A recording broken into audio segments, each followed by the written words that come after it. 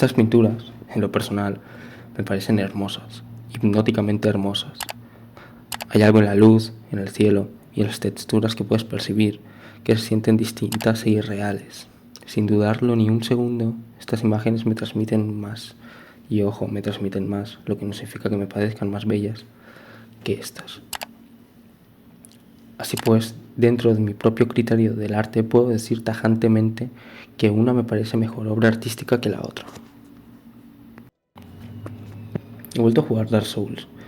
Me he dado cuenta de algo de lo que no me pude percatar la primera vez que lo jugué, y esto es de la belleza del mismo. Una vez dejas de lado el miedo por los enemigos que te van a atacar, una vez dejas de estar alerta y comienzas a girar la cámara para ver qué hay más allá, te das cuenta de los paisajes, de lo bello que puede parecer algo tan oscuro como el mundo de Lordran. Y es que este mundo no siempre fue así.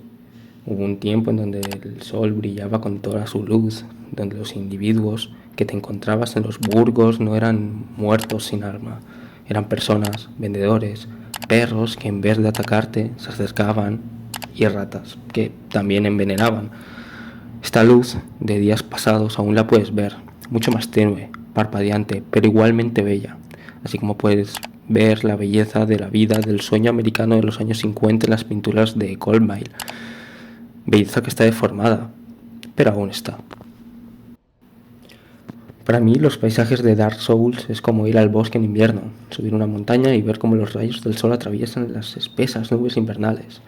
Los paisajes de esta obra me generan la misma tranquilidad, a pesar de que Dark Souls sea de todo menos tranquilo.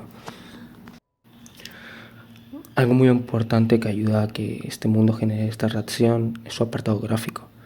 Un mundo más cercano a Shadow of the Colossus de la Play 2 que a cualquier otro juego contemporáneo. Y es que en efecto, los gráficos de Dark Souls no son los más avanzados de la época. No obstante, son los que necesita la obra. Un bosque como los de Lordean, pero con gráficos altos, no generaría ese mismo sentimiento. Y esto es debido a que la fantasía oscura funciona mucho mejor si se proyecta con un prisma nostálgico. Esto lo podemos ver con un ejemplo muy actual, o al menos hace unos meses. El trend de Dark Fantasy, donde la canción predominante de este estilo de vídeos con estética bastante determinada es una canción que evoca a juegos RPG de la PlayStation, donde si buscamos películas de fantasía oscura tenemos que remontarnos a los 80 o los 90. Esto es algo que me falla muchísimo en el Ring. Es un juego realmente bueno, muchísimo mejor que Dark Souls, pero no me genera esa fascinación por los bosques, por los castillos encantados de cristal, por los burgos de una ciudad fantasma o por los pasillos de una ciudad medieval vacía como lo hace Dark Souls. Por ello, siempre que alguien me pregunta por cuál Dark Souls comenzar, cosa que solo me ha pasado una vez, respondo que el primero, porque será tosco, será viejo y estará mal optimizado, pero es el que más me emociona de todos. Permitidme retomar el ejemplo de la pintura nuevamente y dejadme preguntaros a vosotros, los dos gatos que me veis, lo siguiente. ¿Qué diferencia hay entre el academicismo francés del siglo XIX y el hiperrealismo moderno? A simple vista se podría decir que conceptualmente ninguna, más allá de lo puramente técnico como los propios trazos. No obstante, estaréis viendo con ojos poco detallistas los cuadros. Hay algo que tiene el academicismo francés que el hiperrealismo no. Y antes de decir el ser y parecerme a algún alemán un poco nazi, diré algo más fáctico que lo propiamente metafísico del ser de los objetos. Esto es la transmisión de emociones mediante la composición del cuadro. Mirad, dentro de la pedantería de todo este guión me permitiré la libertad de decir que no tengo ni puta idea de dibujar. De hecho, cada vez que tomo un lápiz y me dispongo a poner figuras en un plano, alguien en Bellas Artes muere, y quizás por eso me gusta garabatear tanto.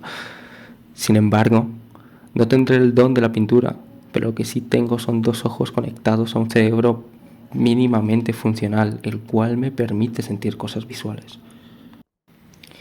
Y una de estas cosas es algo que he denominado arbitrariamente en este vídeo como la transmisión de emociones mediante la composición del cuadro. Cosa que probablemente tenga un nombre más sencillo, pero no sé ni por dónde comenzar a buscarlo. De vuelta con los cuadros, el academicismo, si algo hace bien es el imponer. Impone mucho. Y esta violencia que ejerce el cuadro es, a mi parecer, gracias a la composición. Digo todo esto porque, así como creo que el hiperrealismo intenta lograr lo que el academicismo hizo, sin entender por qué lo hizo, creo que la industria actual del AAA intenta replicar estas emociones que nos transmiten algunos títulos con sus visuales, sin entender que no es solo el hecho de que algo se vea increíblemente real lo que nos sorprende, sino una serie de otros factores que son causantes de ciertas emociones al ver la belleza de una obra.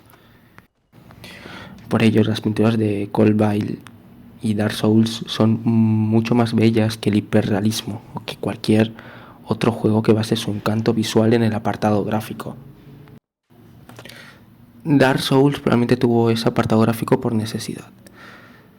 From Software en ese momento no era la gran empresa que soy. Lo más profundo que había hecho hasta ese momento era un videojuego de terror que un día me animaré a jugar. Pero el hecho de haber usado este apartado gráfico sin querer no quita el hecho de que les obligó a explorar otras formas de enriquecer lo visual, dejando de facto el hecho de que no se necesita gráficos increíblemente realistas para ser emocionantes, que no se necesita buscar la belleza idealista para ser turbador, que solo basta tener idiosincrasia en tu argumento, tacto en las luces, en las sombras y en el mo, para que unos polígonos más juntados expresen mejor lo que significan esas luces, esas sombras o ese mo en tu mundo. Lo sensiblemente feo puede ser idealmente bello.